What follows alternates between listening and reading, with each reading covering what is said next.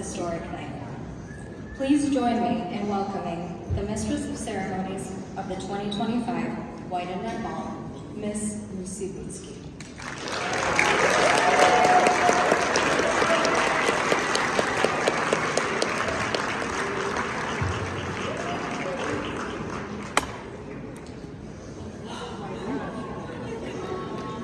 Good evening, everyone. Dobry wieczór wszystkim. Witam Was serdecznie.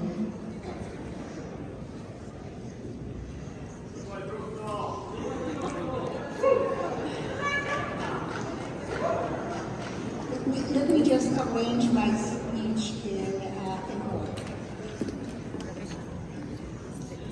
I would like to welcome you to this ballroom of the now known as Hilton Chicago Hotel, originally Stevens, where this ballroom was admired as an architectural pearl right from the time that the hotel opened in 1927. It was then the largest hotel in the world. Since Legion's, so look around. I'm sorry, I'm getting a shadow here.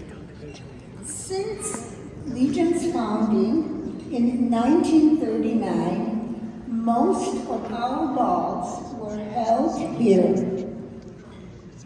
So, it is the perfect place for all of us to be here tonight to celebrate Legion's 85th White and Red Ball and the 80th anniversary of debutante presentation at these balls.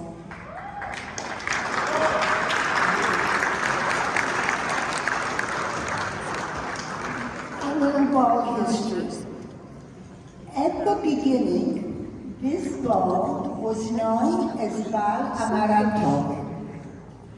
The color reference is the shade of red pant stripe of the military uniforms worn by Polish patriots in the early 19th century. The ones who, after the final partition of Poland, served in Napoleon's army in hope that he will win back Poland's lost independence. Never happened. Over time, to stress the Polish identity of this event with the colors of the Polish flag, the ball morphed into the better now known name, that of the White and Red Ball.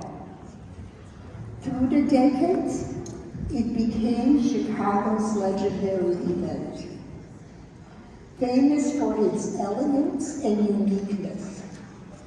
It also became the main fundraiser for our organization, and so it remains till now. The happy memories of these balls are archived in photo albums of many families. Mine is one of them. My daughter Eva debuted here in 1983, and her daughter and my granddaughter, Anusha, in 2007. When Poland vanished from the maps of Europe in 1795 due to being partitioned by Russian, Prussian, and Austrian empires, the Poles became politically enslaved. After several attempted insurrections that were unsuccessful, many began to leave Polish lands for other countries and continents, taking with them the dreams of independent Poland. In the second half of the 19th century, many Poles immigrated to the United States in the hope for a better life. Many settled in Chicago. Besides the economic possibilities, they also found here the freedom to be Polish. That's how Chicago Polonia, now with its nearly 175-year history, came to be. With its many visionary leaders, this early Polish diaspora was dynamic in establishing many organizations and institutions that successfully and robustly provided for its spiritual, educational, cultural, and social needs. It did so not only for those early Polish immigrants. Its institutions were always a welcomed oasis to the new waves of immigrants arriving here later, even up to now. The fulfillment of the Polish dream for independent Poland began coming true at the beginning of the 20th century with the collapse of the old political order in Europe that started World War I. The patriotic and generous Polonia was very much involved in supporting all the initiatives for freeing Poland. I have allowed myself to briefly recount the history of Polonia in Chicago to shed the light on the motivation of the women who on September 2nd, 1939, organized the Legion in response to the outbreak of World War II that threatened Poland's 20-year independence. These women, born in the United States into Polish immigrant families, were the product of their patriotic Polish upbringing here in Chicago. Undoubtedly, they knew the histories of their ancestors who struggled during the partitions and their own family immigrant stories. They also knew of the dedicated effort and support that Polonia gave towards the gaining of Poland's independence in 1918. So, on the day after the devastating news of the invasion of Poland by Germany, a small group of young Polish women immediately sprung into action, undoubtedly because of their Polish DNA. The word Legion or Legion was reminiscent of some of the Polish military units under Napoleon's banners. So these young women of Polonia thought that the name of Legion Młodych Polek would represent them as warriors in their mission. When on September 5th, an appeal to join this organization was published in Polonia's press, the response of everyday women was overwhelming. They were of various professions and skills and of various socioeconomic backgrounds. By joining, each one of them wanted to be of service to the people in the homeland of their heritage, clearly remembering how instrumental their immigrant ancestors were in having Poland's independence in 1918. These young women were relentless in their creative zeal of gathering funds for the many desperately emerging needs in the immediate aftermath of the onset of the war and throughout its duration. As in the past, Chicago's Polonia rallied generously in its support of their efforts. Legion is now a multi-generational group of everyday women, which for the last 85 years was able to continue the idea of service initiated by the first members.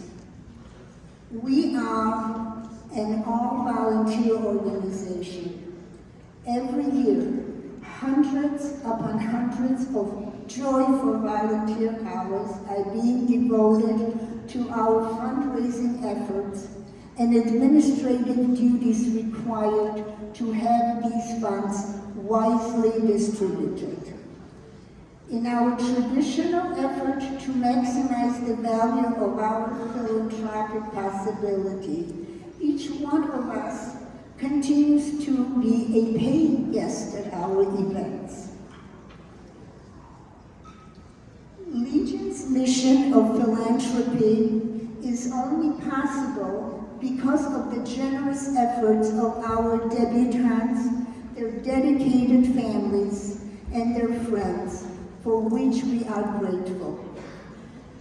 This gratitude also includes our other ball-attending patriotic guests who since 1945 have been gathering here every year as a group of young ladies of Polish descent are being presented to Polonia, Chicago, and the world.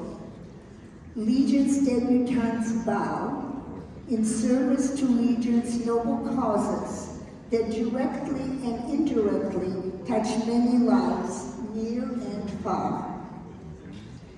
Having been a member of this organization for over 4 decades, I witnessed 44 such presentations, and also the ongoing evolution of this organization as it continues with its mission, adjusting to current needs. This evolution and longevity may have not been envisioned by its 1939 founders, but they undoubtedly would be proud to see it. I think that they would appreciate the current membership mix of the descendants of the earlier immigrants, the more recent arrivals, women not only of Polonia, but also of the American society at large, who are bonding in Legion for a cause. A good number of them are our debutantes. For Legion developed and maintains special opportunities for service projects which introduce them to the various volunteering possibilities and to those who are willingly devote their time and talent to become women with a cause in the ranks of the Legion of Young Polish Women. Having them in our organization makes the future of our mission possible. They bring a new outlook for new possibilities and their 21st century skills so needed now in this high-tech world. Together, whether we speak Polish or not, we are accomplishing a lot. Is it maybe because in one way or another, we all have somehow been gifted with the spirit of a Polish heart. Thank you.